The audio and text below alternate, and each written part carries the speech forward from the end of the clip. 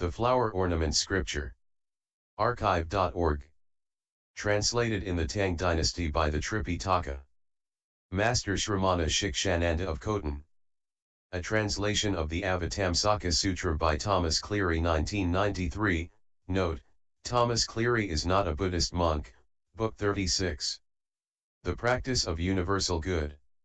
At that time the great enlightening being Universal Good also said to the great congregation of enlightening beings, offspring of Buddha, what has been expounded up till now is just a brief exposition of a little bit of the realm of Buddhas, adapted so as to be appropriate to the faculties and capacities of sentient beings.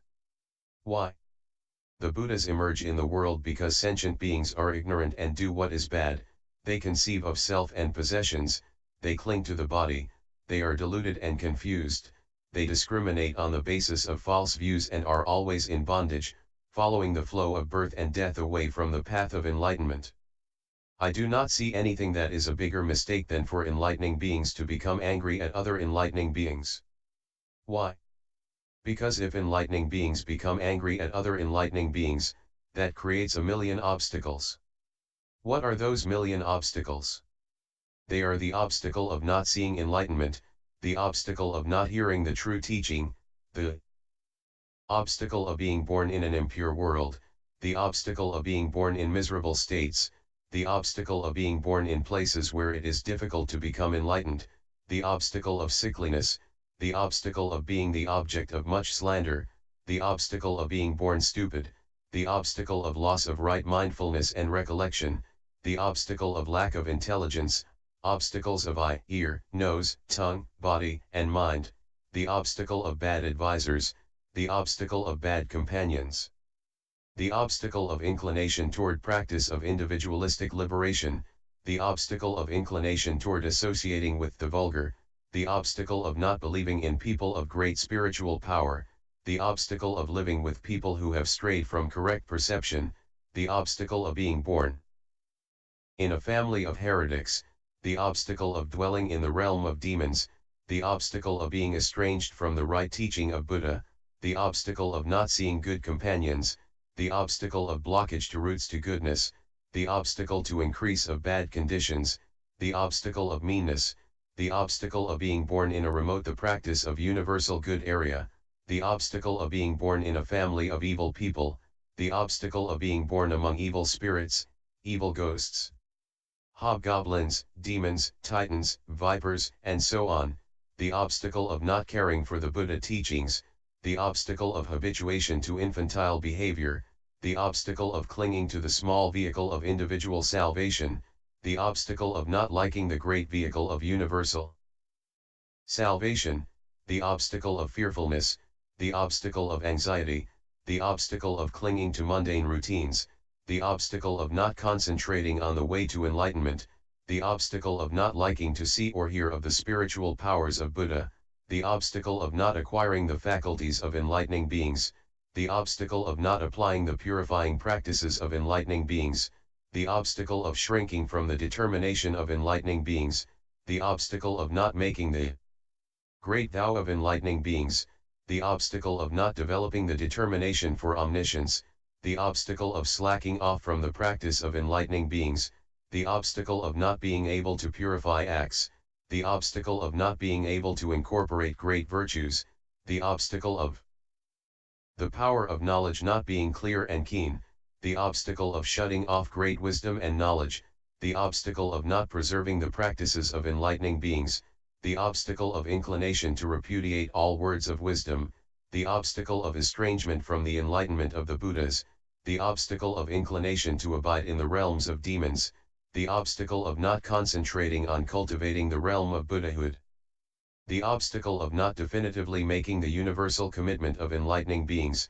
the obstacle of not liking to live with enlightening beings, the obstacle of not seeking the roots of goodness of enlightening beings, the obstacle of being opinionated and suspicious, the obstacle of the continual befuddlement of the mind, the obstacle of being unwilling to give because of inability to practice the impartial generosity of enlightening beings, the obstacle of transgression of precepts by being unable to maintain the precepts of the Buddha, the obstacle of foolish malevolence and anger due to inability to achieve tolerance and forbearance, the obstacle of the defilement of laziness due to inability to act with the great vigor of enlightening beings, the obstacle of distraction and confusion due to inability to attain concentration, the obstacle of misused intellect due to failure to cultivate transcendent wisdom, the obstacle of lack of familiarity with what is so and what is not so, the obstacle of having no means to liberate beings, the obstacle of inability to contemplate the knowledge of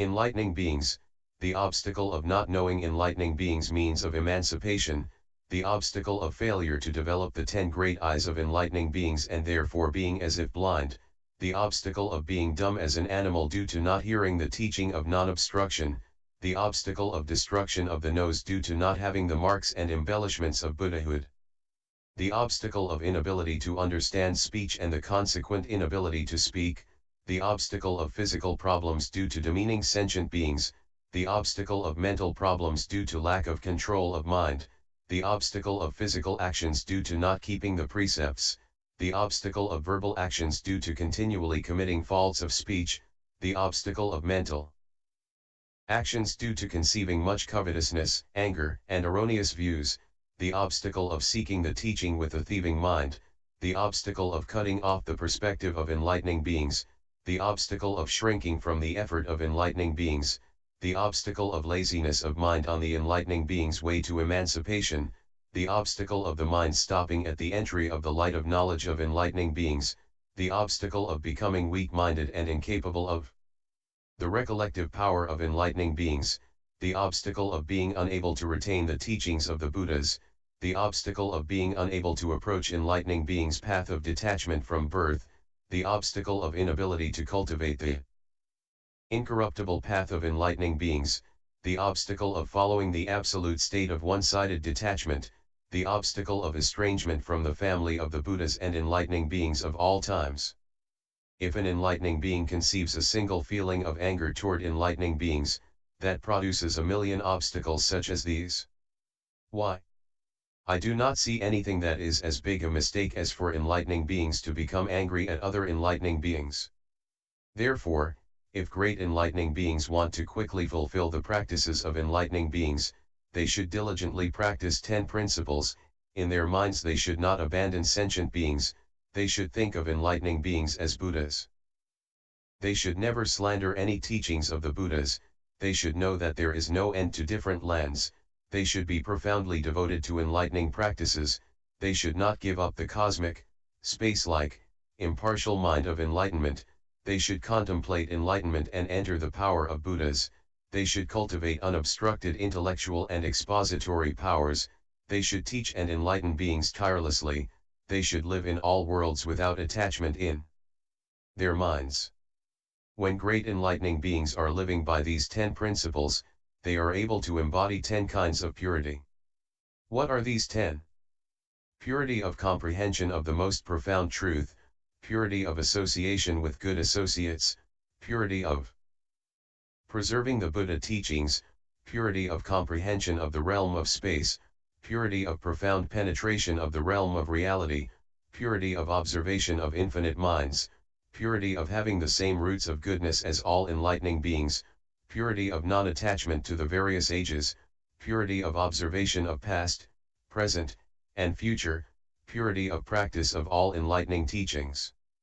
When great enlightening beings persist in these 10 things, they become imbued with 10 kinds of broad knowledge, that is, knowledge of all sentient beings' mental behavior, knowledge of the consequences of actions of all sentient beings, knowledge of all Buddha teachings, knowledge of the profound, occult import of all Buddha teachings, the practice of universal good knowledge of all methods of concentration spells, knowledge of interpretation of all writings, knowledge of the language and speech of all sentient beings, knowledge of manifestation of their bodies in all worlds, knowledge of manifestation of their reflections in all assemblies, knowledge of embodying omniscience in all realms of being. Once great enlightening beings are established in this knowledge, they realize 10 kinds of universal entry, all worlds enter one point enters all worlds, all beings' bodies enter one body enters all beings' bodies, untold eons enter one instant enters untold eons, all Buddhist principles enter one principle, one principle enters all Buddhist principles, untold places enter one place enters all places, untold faculties enter one faculty enters untold faculties, all faculties enter non-faculty enters all faculties, all perceptions enter one perception enters all perceptions, one utterance enters all utterances enter one utterance, all pasts, presents, and futures enter one time frame enters all pasts, presents, and futures. Once great enlightening beings have contemplated in this way, they abide in 10 kinds of sublime mind, the sublime mind in which none of the perceptions and thoughts of sentient beings can abide, the sublime mind of the ultimate realm of space, the sublime mind of the boundless cosmos, the sublime mind of all the profound esoteric principles of Buddhahood, the sublime mind of the extremely profound state of non-differentiation, the sublime mind annihilating all doubt and confusion, the sublime mind of the non-differentiated equality of all worlds, the sublime mind of the equality of all Buddhas of past, present, and future, the sublime mind of the infinity of the power of all Buddhas. Once great enlightening beings abide in these 10 kinds of sublime mind, they acquire 10 kinds of technical knowledge of the Buddha teachings, technical knowledge comprehending the most profound Buddha teaching, technical knowledge of the production of far-reaching Buddha teachings, technical knowledge of exposition of all kinds of Buddha teachings, technical knowledge of realizing the Buddha teaching of equality, technical knowledge of understanding the Buddha teaching of differentiation, technical knowledge of understanding the Buddha teaching of non-differentiation, technical knowledge of profound penetration of the Buddha teaching of adornment, technical knowledge of penetrating the Buddha teachings by one means, technical knowledge of penetrating the Buddha teachings by innumerable means, technical knowledge of non-difference of the boundless Buddha teachings, technical knowledge of non-regression in the Buddha teachings by one's own mind and one's own power. When great enlightening beings have heard this teaching, they should all be inspired and respectfully accept and hold it. Why? Great enlightening beings who hold this teaching quickly attain unexcelled, complete perfect enlightenment with a minimum of effort, and all are enabled to embody all qualities of Buddhahood, equal to the qualities of the Buddhas of all times.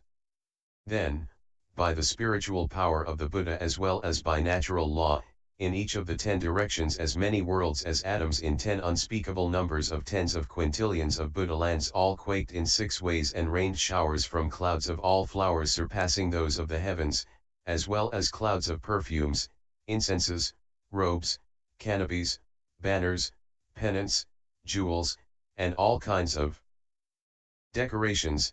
There rained clouds of music, clouds of enlightening beings, clouds of physical forms of untold Buddhas, clouds of infinite praises of the Buddhas, clouds of voices of Buddhas filling all universes, untold clouds of magically arrayed worlds, untold clouds developing enlightenment, untold clouds of light shining, and untold clouds of mystic manifestations expounding the teaching. As in this world, at the site of enlightenment, under the tree of enlightenment, in the palace of the enlightening being, the Buddha, the completely enlightened one, was seen expounding this teaching, so it was in all worlds in the 10 directions. Then, owing to the spiritual power of the Buddha as well as by natural law, there came to this land as many great enlightening beings as atoms in 10 Buddha lands from each of the 10 directions, from beyond as many worlds as atoms in 10 infinities of Buddha lands. Filling the 10 directions, they spoke these words to universal good: it is very good, offspring of Buddha, that you can explain this profound teaching of the giving of the prophecy of enlightenment, the greatest promise of the Buddhas. We are all named universal good, the same as you, and each have come to this land from a world called universal excellence, from the company of Buddhas called freedom representative of universality.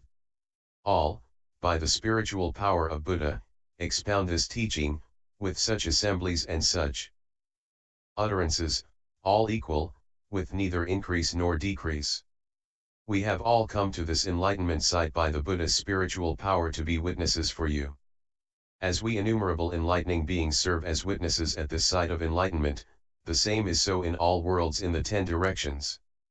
Then the great enlightening being universal good, by the spiritual power of the Buddha and by the power of his own roots of goodness, looked over the 10 directions, throughout the cosmos, wishing to elucidate the practice of enlightening beings, to tell of the realm of enlightenment of the Buddhas, to explain the realm of great vows, to explain the reckoning of ages of all worlds, to clarify the timely appearance of the Buddhas, to explain how the Buddhas develop beings according to their faculties, appearing to let them attend them, to make it clear that the effort of the Buddha's appearance in the world is not wasted, to make it clear that roots of goodness that are planted will surely bear fruit, and to clarify how enlightening beings of great spiritual power manifest forms for all sentient beings to teach and enlighten them, spoke these verses.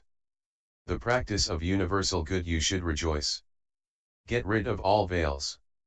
And single-mindedly listen with respect to the vows and acts of enlightening beings. The enlightening beings of the past were supreme lions of humanity. The practices they carried out I shall tell in order. I will also tell the numbers of ages, the worlds and acts, and the peerless honored ones, who emerged therein. As for those past Buddhas, who appeared in the world by their vows, how did they destroy afflictions for all sentient beings? All the lions of philosophy continue practice to fulfillment, attaining the state of equality of Buddhas, the realm of omniscience. Seeing all the human lions of past ages, emanating great networks of lights illumining the worlds of the 10 directions, they reflected and made their vows. I should be a lamp for the world replete with the virtues of Buddhahood, their 10 powers, their omniscience. All sentient beings burn with greed, anger, and folly. I should save and free them, have them extinguish the pains of the states of woe. They make such vows, steadfast, unregressing, to cultivate all enlightening practices, and gain the unimpeded 10 powers. Having made such vows, they cultivate practice without shrinking back. None of their actions are in vain. Thus they are called lions of philosophy. In one eon of virtue 8,000 Buddhas emerged in the world. Their universal eyes I will explain in order. As in one eon of virtue so too in measureless eons. Those future Buddhas' practices I will explain distinctly. As in one type of Buddha land, so in numberless lands. The practices of future Buddhas I will now explain. Buddha's successive emergence in the world, what were their vows, what their names? What were the prophecies they received, what were their lifespans? What were the true principles they practiced solely seeking the unobstructed path? Who were the beings they taught, how long their right teaching remained in the world, what were the Buddha lands they purified? The sentient beings there and the cycles of teaching. Their explanation of proper and improper timing. Progressively purifying beings, what were the actions of the beings? Their patterns and inclinations, high, middling, low, not the same, how they influenced them to practice. Penetrating such knowledge, the future Buddhas cultivated the supreme practice. Always doing the work of universal good, widely freeing the living. Physical actions unimpeded, verbal actions all pure, mental actions also thus. Always like this at all times, enlightening beings acting thus consummate the path of universal good. The practice of universal good producing the sun of pure knowledge illuminating the cosmos. The lands of future eons are unspeakably many in number. They know them all in an instant without discrimination among them. Those who practice can enter into such a supreme state. Of these principles of enlightening beings I shall tell a little. Knowledge and wisdom boundless. They realize the scope of Buddhahood, entering completely therein. Their practice does not regress. Replete with universally good wisdom. They fulfill universally good vows, and enter the peerless knowledge. I shall tell of their practice. In a single atom, they see all worlds. If sentient beings should hear of this, they'd go mad in confusion. As in one atom, so in all atoms. All worlds enter therein. So inconceivable is it. In every single atom are all things of all places and times. The states and lands, innumerable. The enlightening discern and know. In every single atom are countless kinds of Buddha lands. And each kind is also countless. They know all in one. All the various different features that there are in the cosmos. The types of beings, each different. They can discern and know. Deeply entering subtle knowledge. They distinguish the worlds. The becoming and decay of all ages. They can clearly explain. They know the length and brevity of all ages. And that past, present, and future are one moment. The sameness and difference of myriad practices. They all distinctly know. They penetrate all worlds, vast and small. One body, countless lands. One land, countless bodies. The innumerable features of the worlds of different species in the 10 directions. They know entirely. Those of most profound knowledge comprehend the becoming and decay of the numberless lands of past, present, and future. Of the worlds in the 10 directions. Some are forming, some decaying. Infinite though they be. The virtuous comprehend them all. There are some lands with variously adorned ground. And the beings are also adorned. This is due to purity of action. Then again some lands have countless kinds of pollution. This is due to beings experiencing everything according to their acts. Infinite, boundless worlds. The enlightening know are one land. The practice of universal good. Thus do they enter all lands. Whose number cannot be known. All worlds enter one land. The worlds do not become one. Yet there is no mix-up. Worlds are inverted and upright. Some high, some low. All are the perceptions of beings. The enlightening discern them all. The wide worlds are infinite, boundless. They know all kinds are one. And know that one is various. The universally good offspring of Buddha can, by universally good knowledge, know the number of lands. Though the number is boundless. They know the projections of worlds. The projections of lands and beings. The projections of teachings and Buddhas. All to the ultimate point.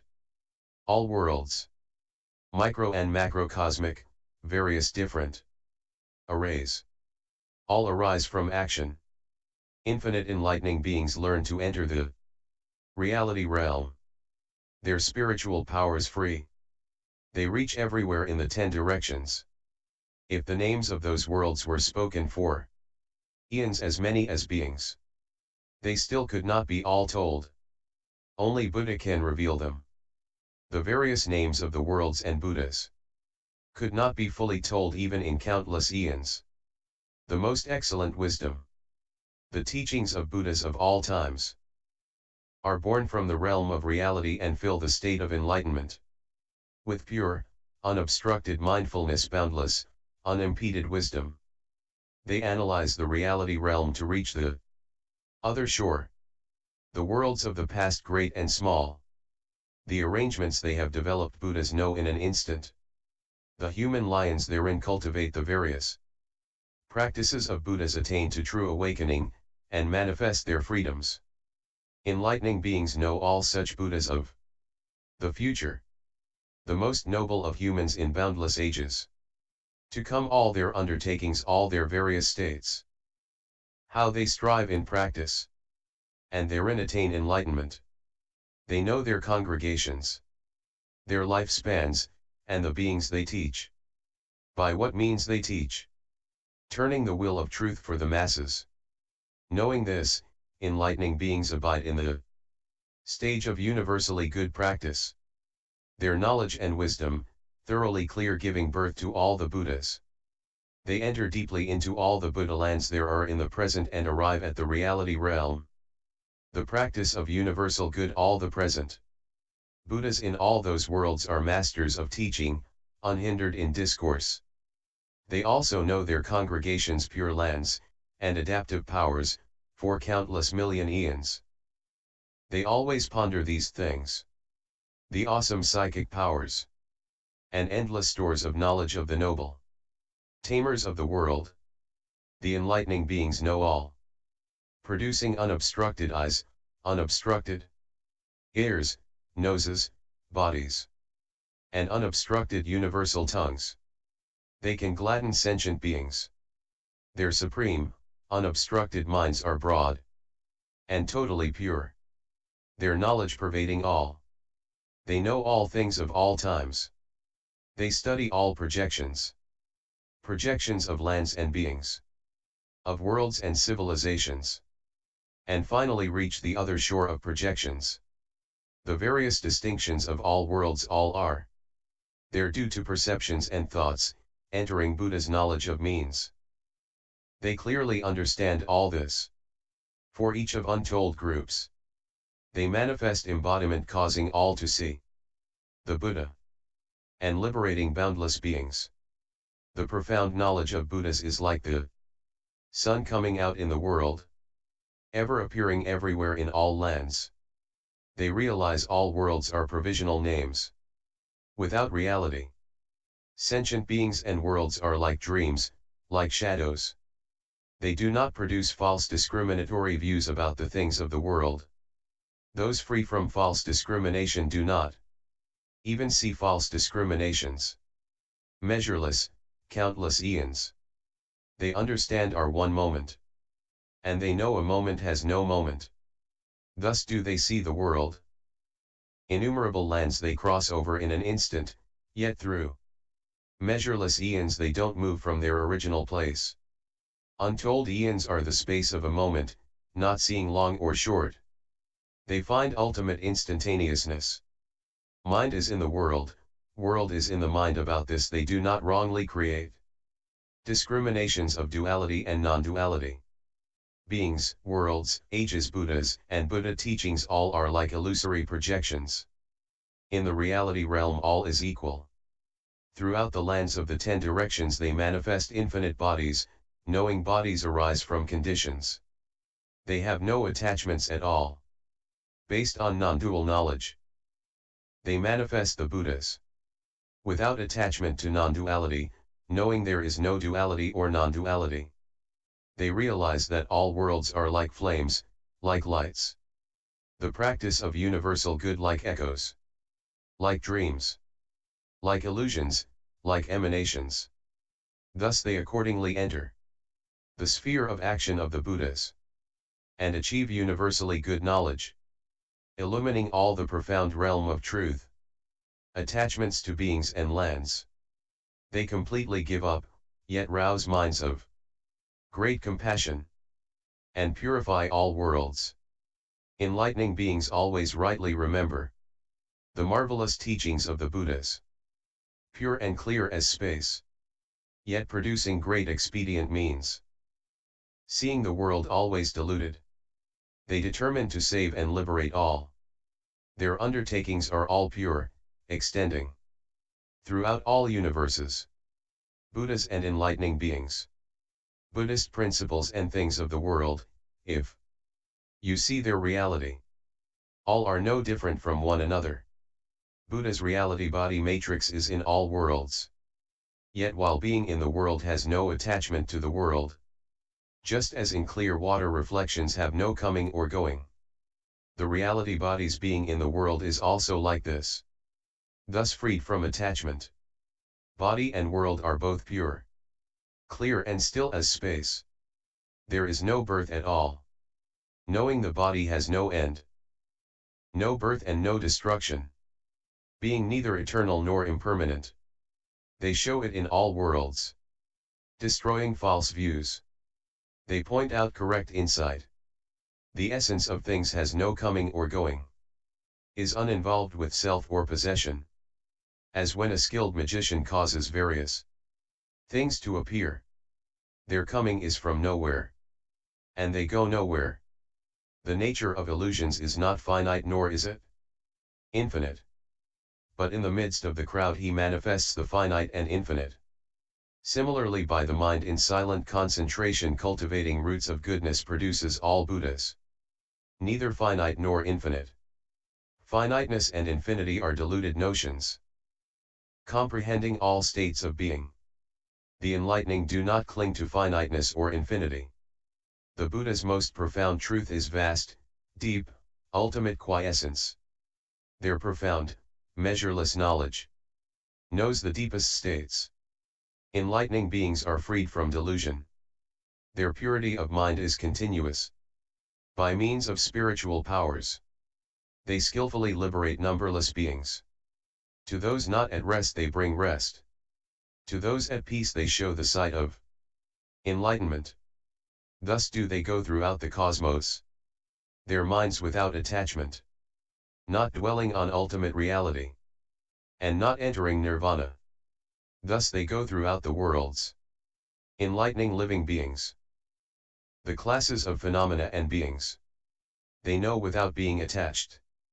The practice of universal good everywhere. Showering the rain of truth.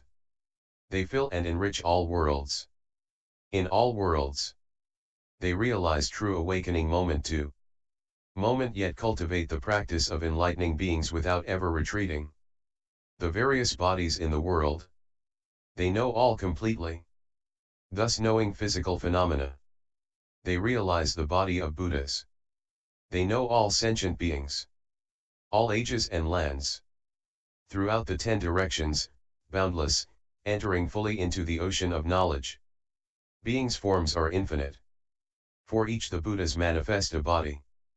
The Buddhas' bodies are boundless. The wise observe them all. What they know in one moment manifests the Buddhas. Impossible to fully tell even in measureless eons. The Buddhas can manifest their bodies passing finally away in any place. In an instant innumerable relics are individually divided. Thus those of certain knowledge know the infinite will for enlightenment of the seekers of Buddhahood in the ages to come. Ability to know in this way all the enlightened ones of past, present, and future is called maintaining the practice of universal good. Thus distinctly knowing countless stages of practice, entering the abode of wisdom, the cycle never rolls back. Subtle, extensive knowledge entering deeply into the sphere of Buddhahood. And having entered, not regressing is called universally good wisdom. All the supremely noble ones enter the realm of Buddhahood. Their practice never regressing. They attain unexcelled enlightenment. The different individual actions of infinitely many minds all come from accumulations of conceptions. The equanimous know them all. Defiled or undefiled. Learners' minds, non-learners' minds, untold. Numbers of minds. They know at every moment. They know they are not one or two. Not defiled and not pure. And also without mixture. All arise from one's own notions. Thus they clearly see all living beings with minds and thoughts each different creating various worlds. By such means cultivating supreme practice and being reborn from the teaching they can be called universally good. Sentient beings all wrongly produce the conceptions of the good and bad states, because of this they may be born in heaven or then again fall into hell. Enlightening beings see the worlds as produced by the action of false ideas, because false ideas are boundless infinite too. Are the worlds. The practice of universal good all lands are manifestations of the network of conceptions, by the means of the net of illusion one can instantly enter them all. Eye, car, nose, tongue, body, and the intellect too are thus. Conceptions of the world are different. All can be equally contained therein. In each object of the eye, there are infinite eyes immanent. Their various natures different, measureless, unspeakable. What is seen has no difference. And also no mix-up. Everyone, according to his own acts, experiences the resulting consequences. The power of universal good is infinite. Knowing them all completely. In all objects of eyes, there is great knowledge immanent. Thus enlightening beings know distinctly every worldly realm, and cultivate all enlightening practices without ever turning back. Buddhas teach, beings teach. And lands teach too. Everything in all times teaches thus. The enlightening ones know every particular. The future is the past. The present is the future. The three times look to each other. The enlightening understand each. Thus in infinite ways. They awaken the worlds. No boundaries can be found to the means of total knowledge. End chapter.